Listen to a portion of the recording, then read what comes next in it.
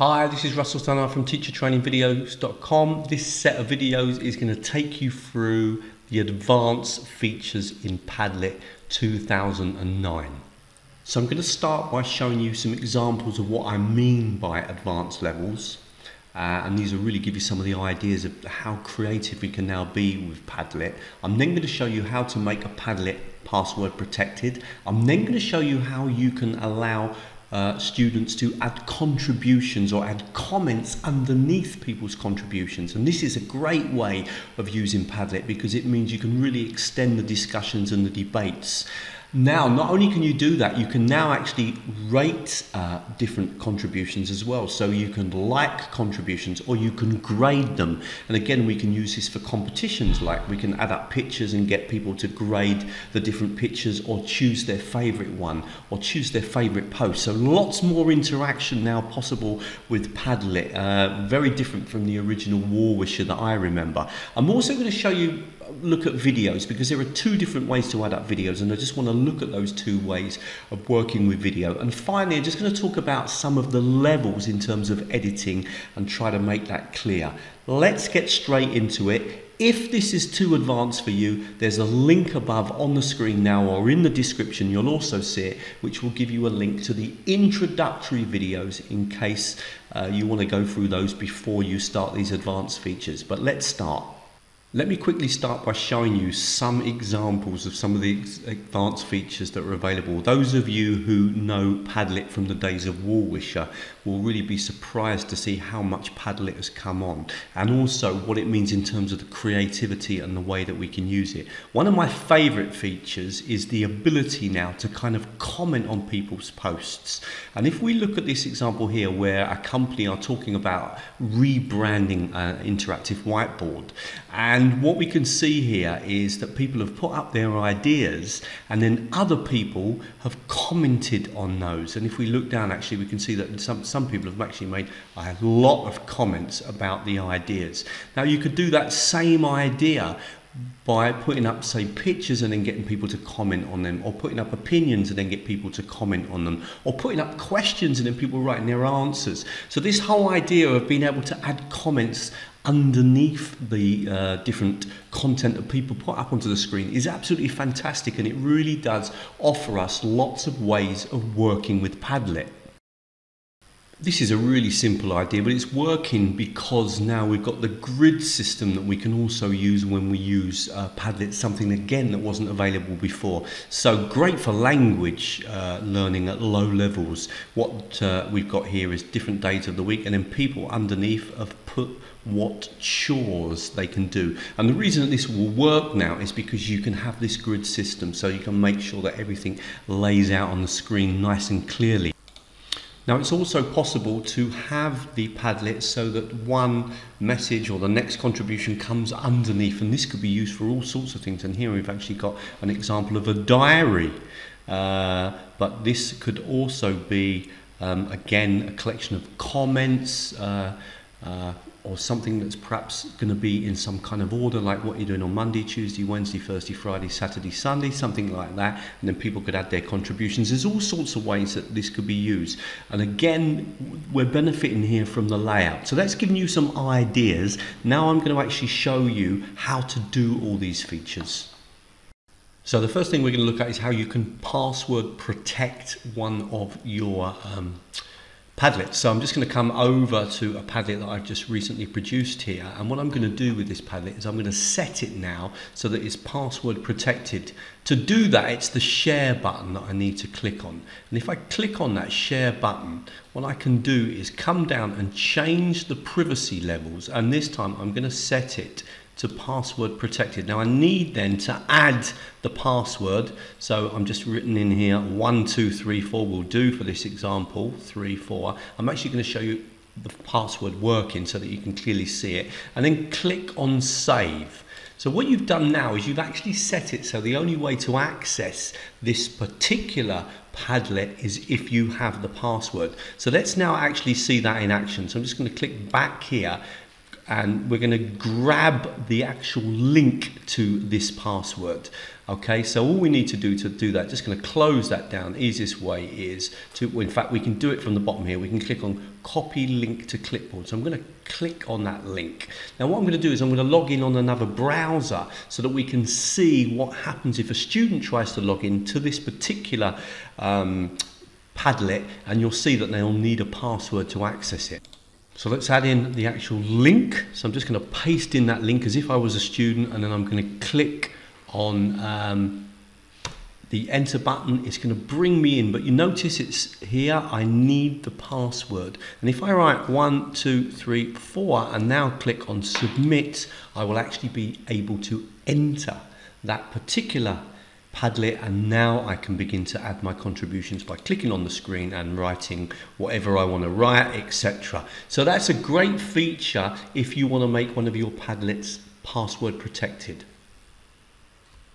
One of the interesting features that I showed you at the beginning was this ability now to be able to comment on people's contributions. So you can comment on their videos, on their pictures, or on what they have written. And I'm going to show you how to do this. I've opened up one of my older Padlets. All I need to do is click on this button here, and on here I simply come down, and below one of the settings is allow comments. I'm just going to click on that and then need to click on save. If I close this down now, you'll notice in fact that it says add comments. Now to make this more interesting, I'm going to log in now as another person, so as a student, and show you exactly what that would look like. So if I click on the share button and simply just copy to the clipboard this link, and now what I'm going to do on another browser is I'm going to log in and have a quick look at. So I'm on another browser here, and I'm going to actually quickly log into that particular Padlet. And now I'm going to look at a comment on the screen. Let's perhaps take this comment here from Gulara, and notice I can add my own comment underneath. So I can write that comment in. What you do need to do is to click on this little button here to add that comment. So that comment has now been added below Gulara's original post. And if we come back now, we can now see that underneath Gulara's post there is this comment, which in this case was anonymous because I simply just logged in and wrote it in. So you can see how useful this could be, because it could be a matter of adding up pictures and then getting people to comment on them, or add questions and then people to write their answers. It could be, you know, comments on websites or videos, etc. So lots of different ways of using this feature that can kind of make working with Padlet a lot more creative. Now I'll just jump back to the gallery because I want to show you this additional feature as one of the last things I want to show you in Padlet that I really like. And again, I think it's added to the kind of levels of creativity in terms of the way the technology can be used. If we click on this example here, what we can see is that people have added up pictures and then other people have voted on them. So if we look here, and I'll just look at Lily's, we can see that she's been graded by 367 points and an average mark of 9 out of 10, whereas this one here got an average mark of 8 out of 10. So it is possible not only to allow students to comment on posts, but also to vote on them or to grade them. And there are lots of ways again that this could be used, for example in some sort of competition, or if you for example want people to read all the different comments and then vote on the one they like the best. I can see this being used in lots of different ways. So let me just show you again in the settings how you would do that. So in any of your Padlets, if you click this time on the modify button and come down to the settings, and we've already looked at one of these, which is the ability here to add comments, and we can turn that on. But one below this is another feature that I really like, reactions. And if you click on that, you can allow, for example, people to like posts, or people to vote on posts, or people to star posts, or even people to grade posts. Now notice that you can only choose one of those, and I actually think that's a really good idea. But any of these features are really powerful, and I'm just going to show you one of them in action. So we'll choose grade, so you can grade up to a maximum of 100. And again, I'm going to close that down now that I've added that. Click on save. And what we're going to do now is again log in as another student. So we're just going to close that down, get the link again, so click on share, copy that link. I'm going to log in as a student and show you what that would look like. Okay, so I'm now logged in as a student, and look what I can do. I can simply come down, and underneath any of the posts you'll notice it now says grade. I click here and I can add my grade. So for example, I'm going to say that this one is worth 94 out of 100. Okay, and simply add my grade, and in fact I don't think I need to do anything else. I just simply click and that has now been added onto that one. And so we could ask people to grade the different posts or videos or images or contributions, and then what happens is Padlet will show what the average grade is. Now we've got two different ways that we can upload videos into Padlet. We can actually directly upload a video, and I've done that here, and we can see that I can play that video.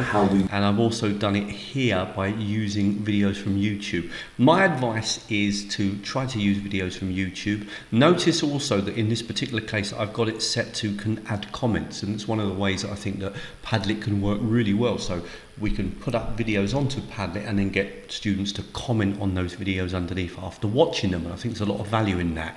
Just to go through how you can add video and quickly just make this absolutely clear, if I click here, the two options that we're really working from, first of all we can click on this button here and we can actually pick a file and find the video on our computer.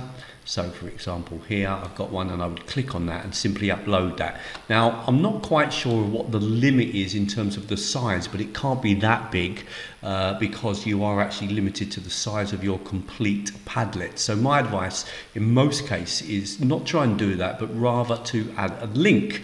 Now to add a link, all you need to do is click here, and of course you need to get the URL of the actual video that you're wanting to work with. So if I just quickly jump over just 1 second to say my website here and grabbed the video from my website.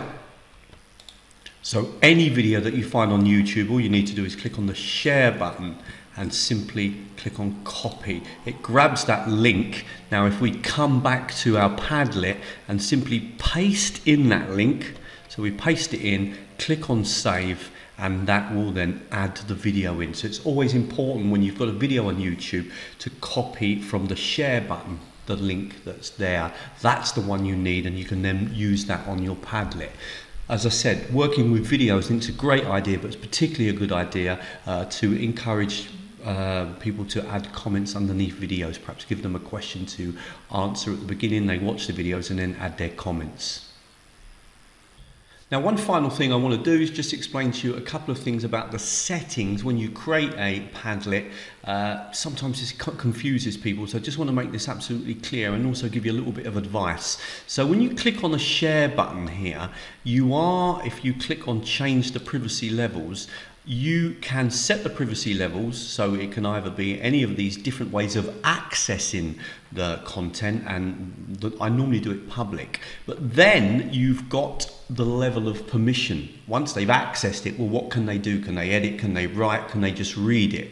So my normal way is either to use password or to use public, and I've showed you how to use password, and then the settings are here, and you've got three. They can either read your Padlet, but they can't make any contributions. They can write in the Padlet, and then they can edit. Now normally you would only set edit if you're perhaps working with another teacher, so I would generally avoid that because it means that actually a person can make a lot of changes to your Padlet. What you really want is to allow them to be able to simply write in the Padlet, and that they will still be able to do things like, for example, comment and vote, etc.